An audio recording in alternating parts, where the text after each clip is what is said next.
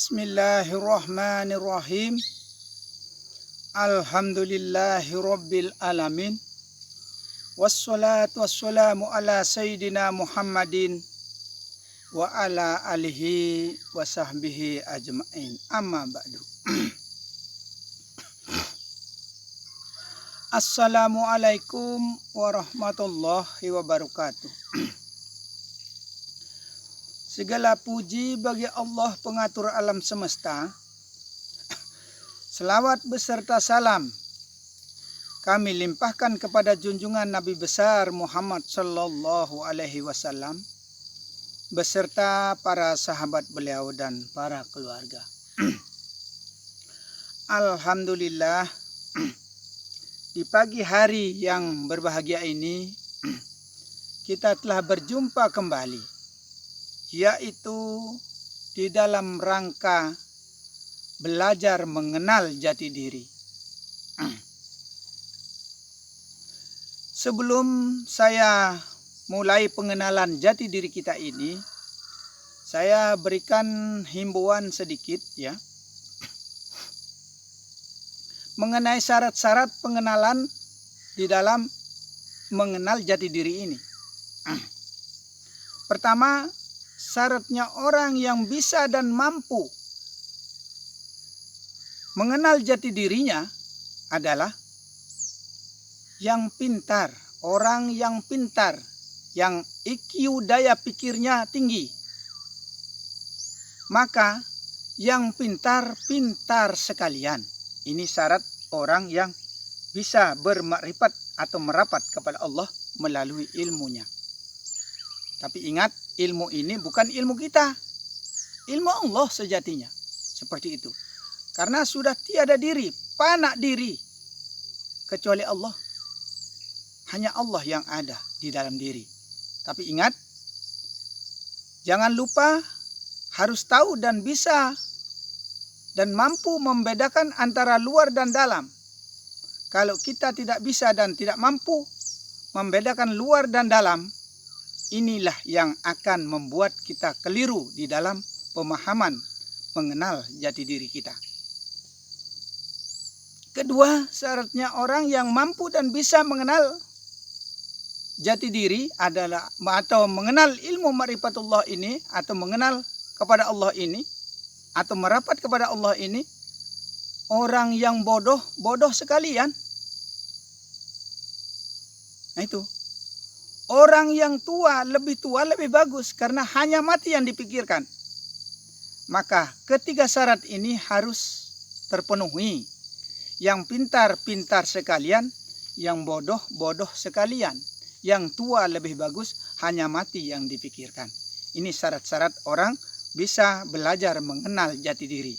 Kalau di luar ini, di luar yang saya katakan ini, di luar yang saya sebutkan ini, tidak akan masuk. Tidak akan bisa dan tidak akan mampu. Karena masih banyak hijab atau dinding pemisah antara Allah dan hamba. Maka supaya jangan ada hijab atau dinding pemisah dengan Allah, jangan larikan makna, maksud dan tujuan dari perkataan yang ada di dalam kitab ini, jangan larikan keluar. Itu saja intinya. Larikan ke dalam. Maka yang dalam ini yang Allah, bukan yang luar yang dimaksudkan. Karena yang luar ini adalah sifat. Maka sifat ini tidak akan mampu untuk melakukan segala hal. Tidak akan bisa untuk ia bergerak, melihat, mendengar dan lain sebagainya. Kecuali semua itu adalah atas kehendak Allah. Kalau bukan kehendak Allah, kalau bukan karena Allah, kita tidak akan bisa untuk melakukan segala hal apapun yang mau disebutkan. Maka pahamilah apa yang akan kita uraikan di dalam kitab ini selanjutnya. Ingat pesan saya, tetap jangan kita lepas kontrol, yaitu dari Allah, untuk Allah dan dengan Allah. Inilah sebagai kunci dalam ilmu ini, yaitu pikirkanlah semuanya dari Allah. Semua itu datang dari Allah dan semua itu kembali kepada Allah. Dan semua itu disertai Allah. Maka di dalam diri kamu juga aku, kata Allah. Maka kita ini adalah disertai Allah. sehingga kita mampu dan bisa melakukan segala hal apapun yang mau disebutkan. Nah, seperti itulah cara pengenalan kita kepada Allah Subhanahu wa taala. Perlu juga saya himbaukan ya kepada kita semua yang masih mengikuti, yang mau mengikuti pengkajian jati diri kita ini. Karena sesungguhnya ya, supaya kita jangan bingung ya. Nanti kita bisa memilih atau memilah mana yang baik dan mana yang buruk. Kita akan menggunakan dalil akal, dalil nakli, dalil nyata yang ada dalam IQ pemikiran kita. Inilah yang akan membawa kita menuju kepada jalan Allah yang benar. Kalau tidak sesuai dengan apa yang saya katakan ini, tidak nyambung dengan ilmu ini. Ini sebagai himbauan saya, mudah-mudahan bisa dipahami apa maksud dan tujuan dari perkataan ini. Dan selanjutnya pemahaman ya. Karena pada dasarnya atau sesungguhnya kita belajar mengenal Allah itu sebenarnya kafir sebenarnya. Kenapa dikatakan kafir? Allah kok mau dipelajari? Allah kok mau dikenal? Maka dikatakan kita belajar mengenal Allah itu kafir. Dan kita tidak mempelajari ilmunya dan tidak mengetahui Allah. Atau tidak mengenal Allah. Maka kita juga akan terhitung orang yang kufur. Orang yang kufur itu orang yang tidak mau mengakui semua itu adalah milik Allah. Maka sesungguhnya orang kufur atas kehendak Allah. Ganjarannya orang kufur tidak diterima amalnya oleh Allah Subhanahu wa taala. Karena semua itu datangnya dari Allah, maka kembalikanlah semua kepada Allah. Jangan kembali kepada kita. Allah yang menciptakan semuanya, maka kembalilah ia kepada penciptanya. Karena Allah sudah mengakui, dengan aku akan ada apa saja yang telah ada. Dan dengan aku akan ada apa saja yang belum ada. Yang sudah tercipta maupun yang belum tercipta. Ini sudah diakui oleh Allah. Semua itu adalah miliknya katanya. Kalau sudah itu adalah milik Allah, maka kembalikanlah semua itu kepada Allah. Supaya kita jangan bingung di dalam ilmu ini. Ini sebagai himbauan dari saya supaya benar-benar bisa dipahami. Kenapa dikatakan bahwa kita mengenal Allah itu kafir? Tidak mengenal Allah itu kufur. Kenapa dikatakan demikian? Di sini ada semacam simalakama ya. Ibaratnya kita makan mama kita yang mati. Tidak kita makan bapak kita yang mati. Simalakama di sini. Terserah kita sekarang. Mau lanjutkan ilmu atau tidak silahkan. Tergantung kita. Kalau khususnya bagi saya, demi untuk mengetahui ilmu, terserah sudah. Mau mati mama, mau mati bapak silahkan.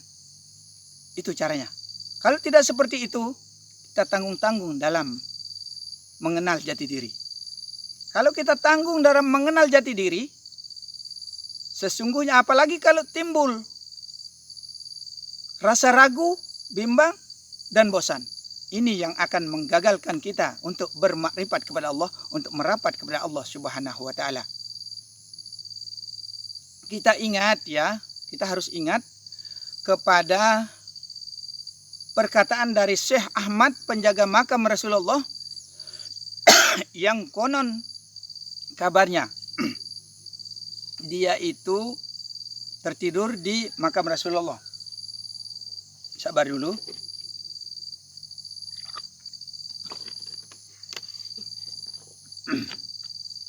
Yang konon ceritanya Syekh Ahmad ini tertidur di makam Rasulullah. Tidak lama kemudian dia bermimpi bertemu dengan Rasulullah. Yang Rasulullah berpesan kepada Syekh Ahmad penjaga makamnya, sampaikan kepada seluruh umatku, kata Rasulullah. Di dalam 60.000 umatku, belum satu yang mati dalam keadaan beriman. Ini kata Rasulullah. Belum satu yang mati dalam keadaan beriman. Kalau kita pikirkan, renungkan baik-baik ya. 60.000, berapa banyak manusia? 60.000. Belum satu yang mati dalam keadaan beriman, ini kata Rasulullah. Sampaikan katanya. Maka surat itu ya dari tahun 90-an, mungkin dari sebelum 90, surat itu beredar ke Malaysia, kemana-mana. Terserah kita mau percaya atau tidak. Yang jelasnya khusus kepada diri saya sendiri.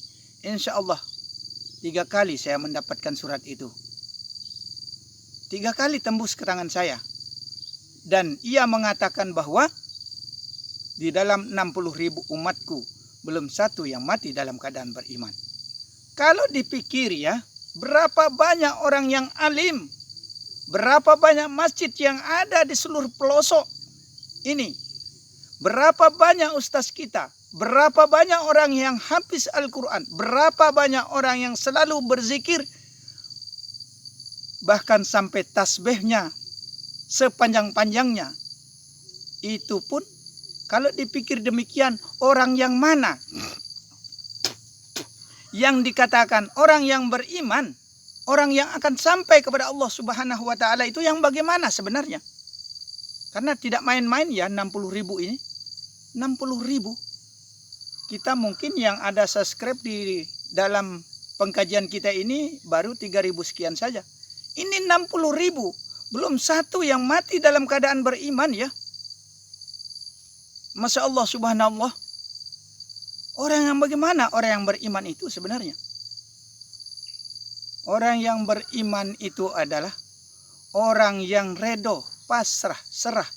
Itulah sembah kepada Allah Subhanahu wa taala. Orang yang sudah tiada diri kecuali Allah. Hanya Allah yang ada dalam ucapan batinnya. Hanya Allah yang ada dalam pandangannya. Hanya Allah yang ada dalam pendengarannya. Hanya Allah yang ada dalam gerakannya. Hanya Allah yang ada dalam pemegangnya. Hanya Allah yang ada dalam segala-galanya. Itulah orang yang fana diri atau lenyap di dalam Allah.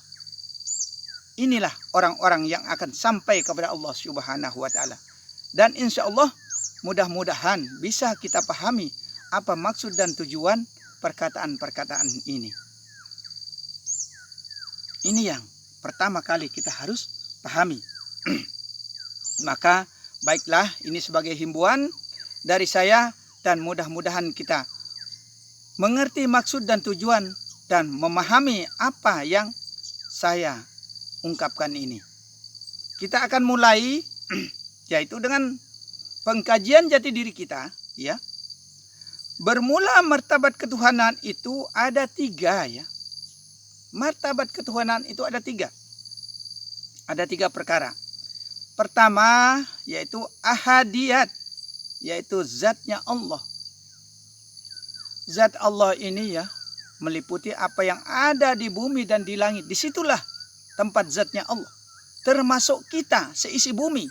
Kita ini adalah isi bumi. Maka zatnya Allah ada juga di dalam diri manusia. Kalau kita katakan secara langsung, roh itu sudah zatnya Allah. Yang mana lagi? Tidak ada lain. Roh itu adalah zatnya Allah. Itu. Maka zat inilah yang hidup. Zat inilah yang membuat badan ini mampu dan bisa melakukan segala hal. Kalau tidak ada zat, badan ini tidak akan mampu dan tidak akan bisa untuk melakukan segala sesuatunya. Ini harus kita perhatikan. Maka kita harus pahami yang luar dan dalam. Bukan yang luar ini yang mampu dan bisa melakukan segala sesuatu. Tapi yang dalam ini yang punya kehendak. Tapi kita selalu mengatakan yang zahir ini yang melakukan segala sesuatu. Karena beserta akhirnya kita kebingungan dalam mempelajari ilmu. Nah ini. Maka zat Allah itu adalah itulah yang hidup di dalam diri ini. Maka yang badan ini adalah sifat. Sifat ini tidak akan mampu dan bisa bergerak kecuali digerakkan oleh Sang Pencipta atau Allah Subhanahu wa taala. Ini yang perlu kita pahami ya. Yang kedua, wahdah, yaitu sifatnya Allah. Sifat Allah itu ya mulai dari nyawa, hati dan jasad. Nah ini mulai dari nyawa, hati, dan jasad. Ini merupakan sifat ya, pemberian ya. Pemberian itu yang dinamakan Muhammad.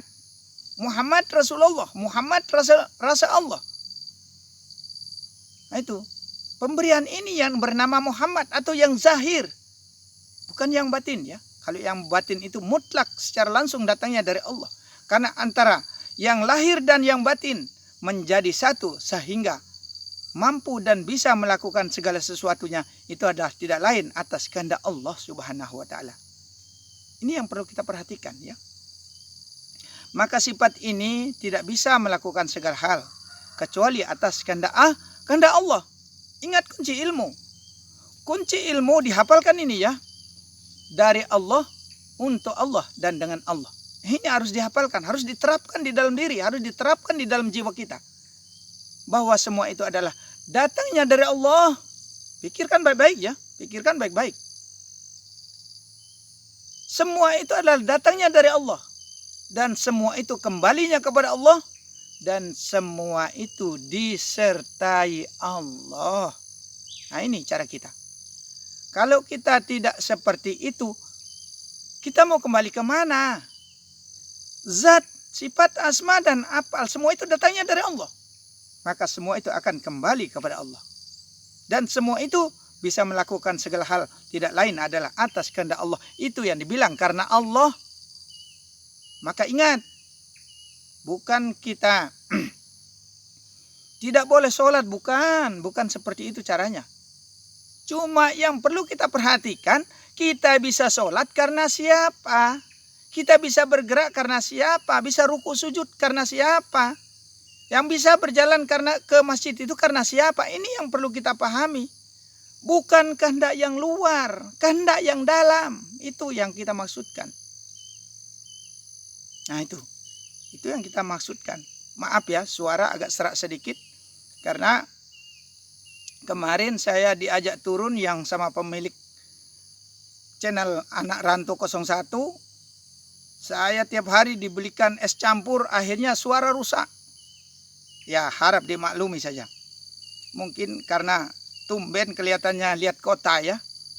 Tahun-tahunan belum pernah lihat kota jadi. Akhirnya diajak turun, dibelikan ini, itu, segala macam dibelikan. Akhirnya malah pita suara agak serak sedikit begitu. Harap dimaklumi saja. Itu. Kalau dipikir jarak tempuh di sini, makanya saya jarang bertemu dengan pemilik channel 01 ya. Jarang bertemu karena jarak tempuh dari tempat kita ini sampai di tempat dia itu di kota itu 150 bahkan mendekati 200 kilo ya. Nah ini yang bikin kita jarang bertemu lah dalam intinya begitu. Kita akan lanjutkan. Yang ketiga itu adalah wahadiyah, yaitu af'al Allah yang kudim dan lagi azali. Nah itu. Kenapa dikatakan di sini af'al Allah yang kudim dan lagi azali? Tadi kita mengatakan yang dalam. Sekarang kok bisa lari keluar juga. Af'al Allah yang kudim dan lagi azali. Karena bersatu. Yang dalam itu bersatu dengan yang luar.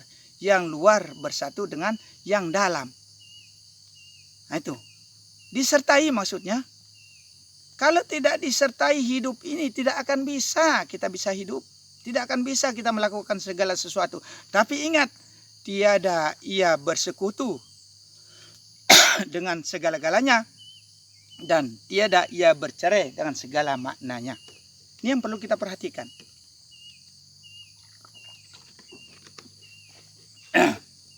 Allah itu tiada bersekutu dengan diri manusia. Dengan diri apapun yang ada di bumi maupun di langit. Tapi tiada ia bercerai dengan segala maknanya. Nah itu.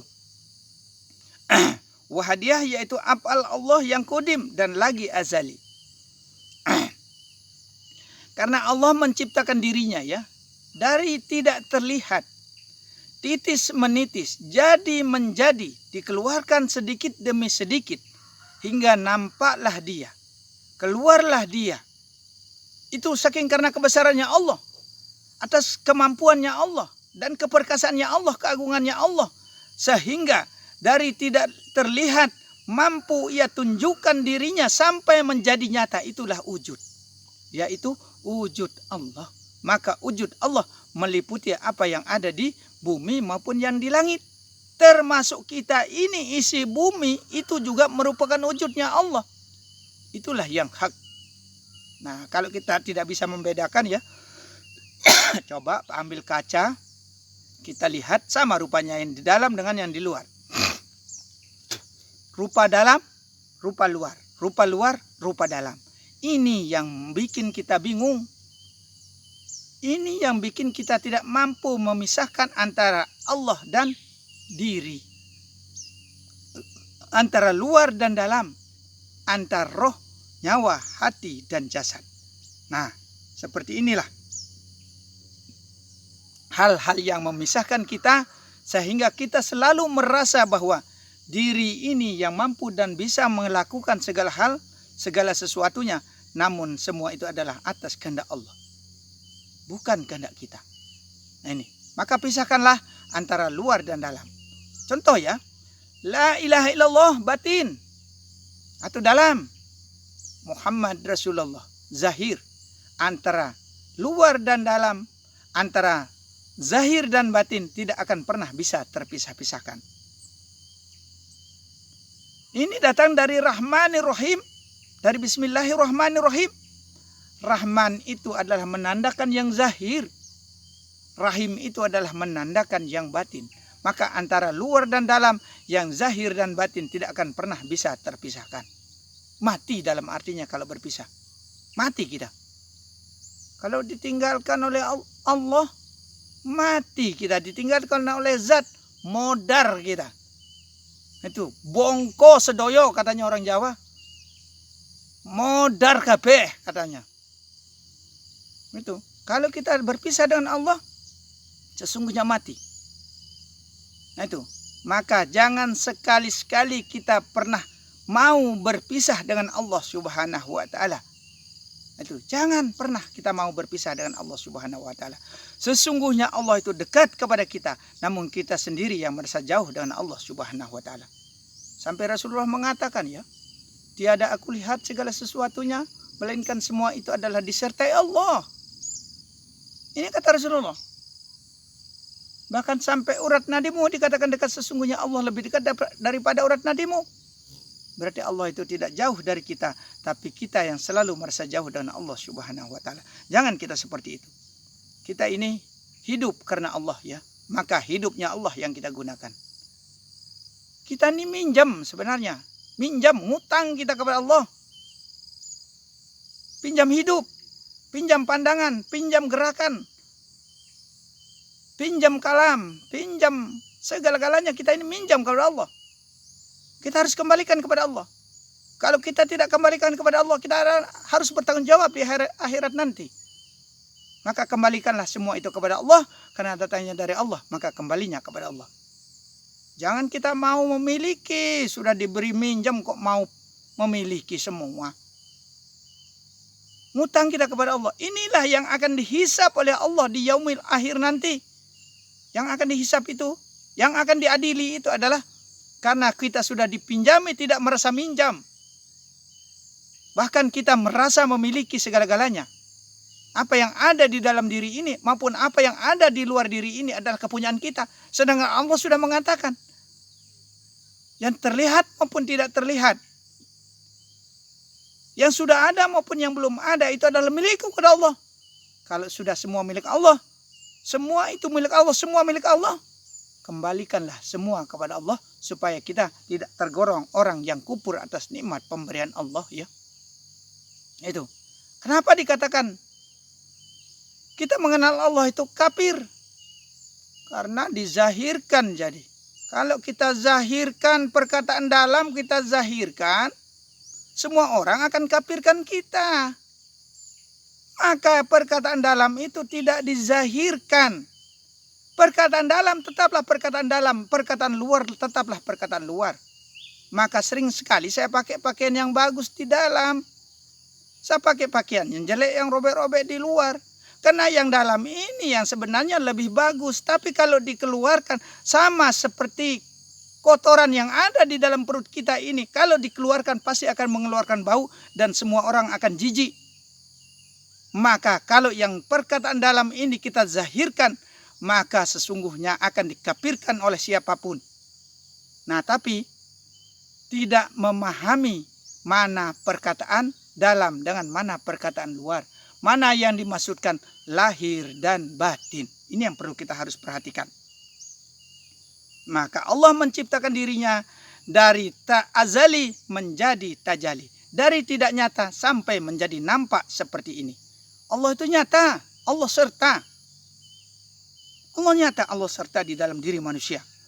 Maka wujud ini adalah wujud Allah. La ilaha illallah, batin. Muhammad Rasulullah, itu zahir. Asyhadu an la ilaha illallah, itu batin. Wa asyhadu anna Muhammad Rasulullah, itu zahir. Nah, ini bedakan luar dan dalam. Nah, itu seperti itulah caranya. Adapun martabat kehambaan itu 4 perkara ya. Yaitu alam roh, alam misal, alam ijsan, dan alam insan. Alam roh ini ya, itu ada di otak kecil kita.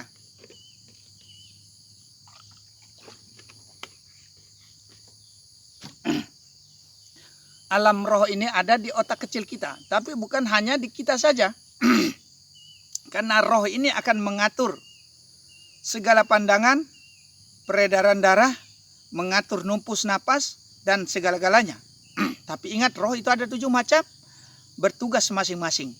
Ada yang dinamakan roh hewani, maka janganlah kita menghidupkan roh hewani, maka manusia itu akan bersifat seperti hewan.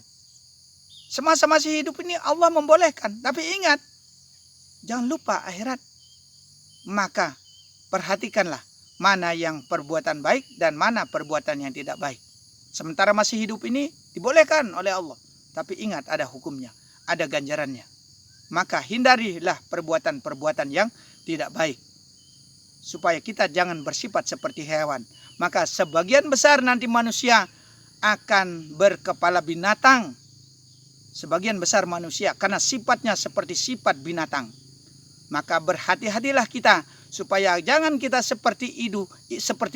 Hidupkanlah roh rahmani, roh rabbani, dan roh idapi. Roh idapi yang jelasnya itu adalah roh yang suci, maka roh yang selalu melakukan perbuatan yang baik. Nah, itu.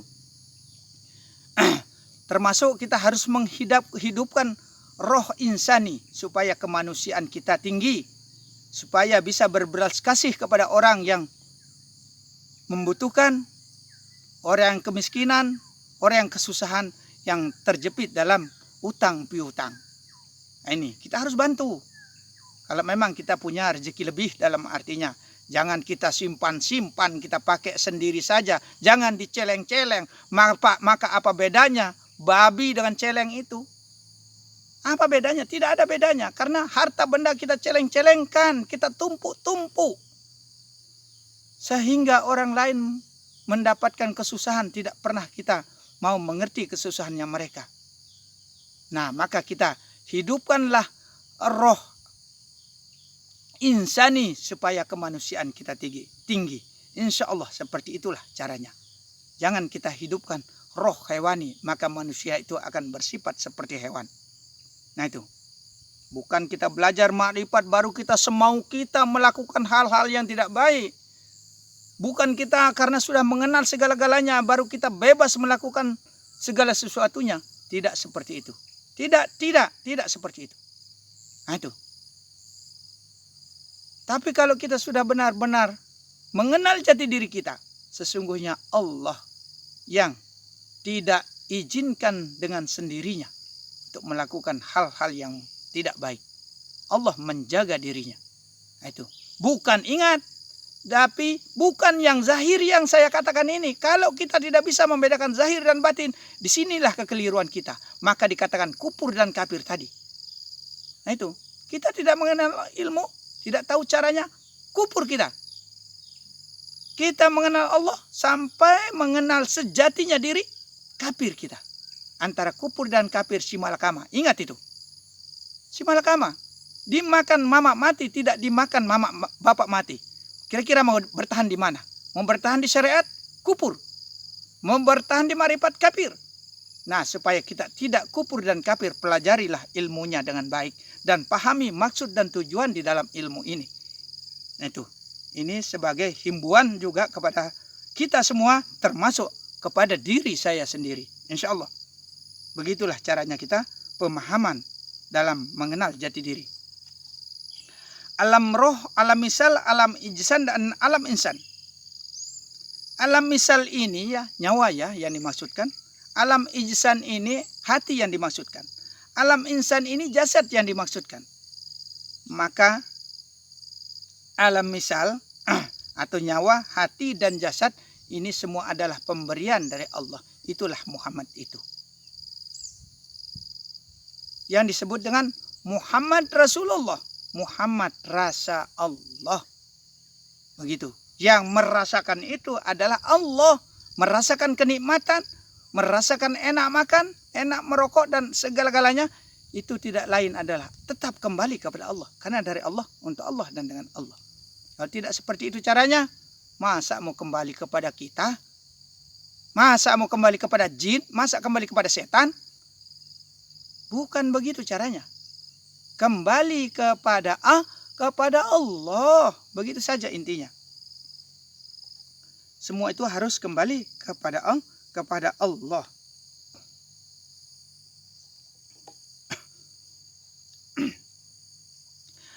Alam ijsan atau badan. Badan ini juga adalah pemberian Allah. Semua itu adalah pemberian. Itulah Rasul. Itulah rasa. Yaitu Rasulullah, rasa Allah. Bedakan luar dan dalam ya. Jangan lupa itu. Maka Muhammad itu martabat yang ketiga. Nah, Muhammad martabat yang ketiga. Mana dia tadi? Muhammad martabat yang ketiga. Berarti alam ijsan. Alam ijsan ya. Itu martabat yang ketiga.